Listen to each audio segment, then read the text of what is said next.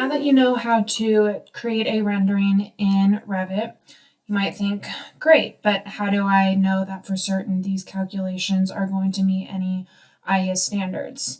What you can then do is go to your LightStanza plugin up top. You can export to an LS file. You can take your whole model or you can use portions of the model. I'm just going to use the whole model for now.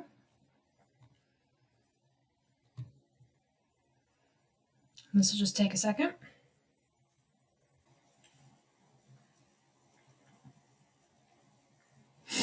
And now it is going to open up to your LightStanza model. And so it already brings in all your fixtures. In Revit, I only assigned IES files to the 2x4s, so that's the only IES file that came in.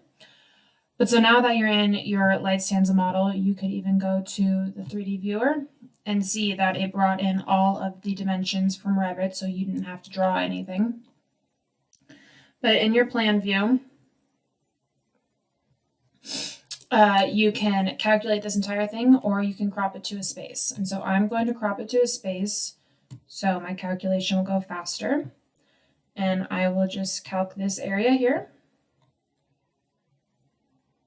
And while that is calculating, I can also clear this crop, and I can go into the 3D view of this space and run a rendering.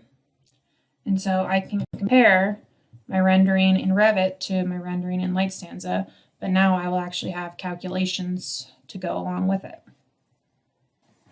Great, so now you can see that my grid calculation is done. Take a look at that. So in this calculation, you can see the point spacing, how many foot candles you're getting 2 feet from each other, but you can also see the colors noting where you're getting a little bit more hot spots and where you're getting some cold spots. So you can see it's a little warmer here and it's a little colder over here.